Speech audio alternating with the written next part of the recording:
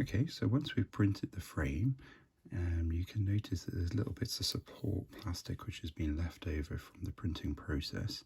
So we just need to remove that now. And what I do is I have a scalpel and a pair of nail clippers. These are really handy for getting the bigger pieces off, so let's just do that now. As you see, the plastic's pretty soft, so it's quite easy to tidy it up. So we're aiming to get no sharp edges, and if we just use the clippers to get rid of the large plastic pieces that we don't need, which are these two little circles at the end. And then if we move to the scalpel to remove these little bobbles, which are artifacts of the printing process. So, and again, they trim quite easily.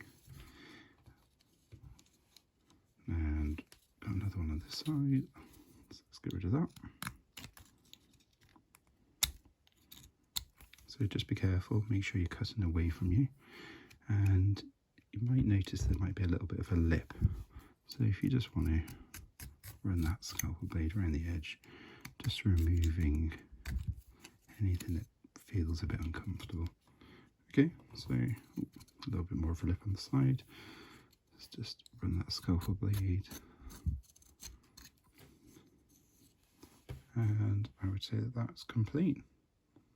So just carry the process on and ready for the next step. Okay, so the next step now is to actually make the clear visor part to secure to the frame. And these little lugs on the frame are what secure the plastic to the frame. And we can just use a standard ordinary document hole punch.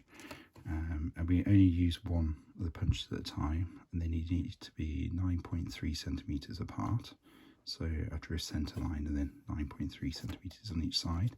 I've done that on a piece of paper, so that now all I have to do is line that up over the top of the plastic, and just with a bit of a permanent marker, I draw those holes. And now the fun bit is just try and aim the hole punch for those circles that we've just drawn.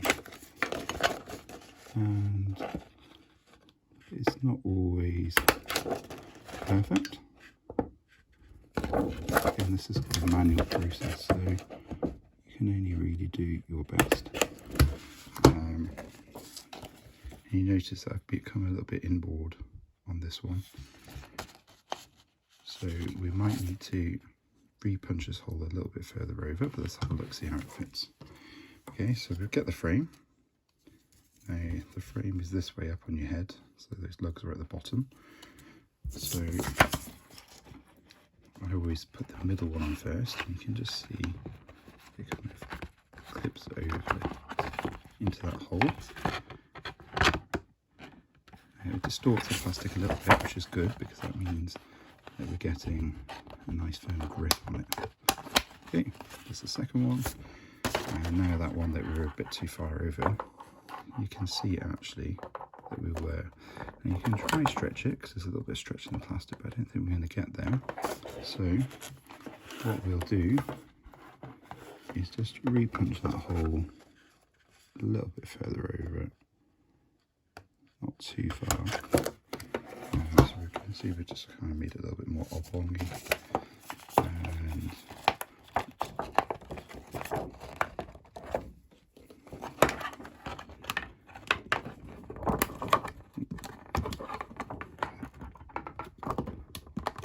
again, the tighter the better, because that means that we add rigidity to this part. Okay. So that now is basically the face shield assembled.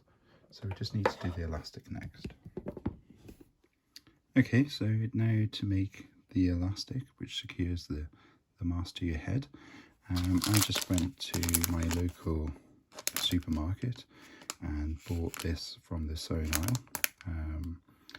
The longer the better, so 3 meters, which means I can get a lot more out of it. So just open this. And what we're aiming for is the elastic, the little bit of extra on it, so that it can go around here. So I've aimed for about 26 centimeters, but again, just you can by eye it. So we just cut that, and then in order to secure the elastic to the mask, we just need to cut a little incisions on the end. So I fold the elastic over and do a little snip, which kind of creates a little buttonhole. And then that, see if I can do it right, slips over there. Okay, and then we just need to secure the other side. So again, I mean, I haven't done any measurements for this, it's just by eye, but it is elastic, so it should fit a wide range of heads. So again, you just want to do a little snip, not too big. That one's probably a little bit small, so if we just make it a little bit bigger, and then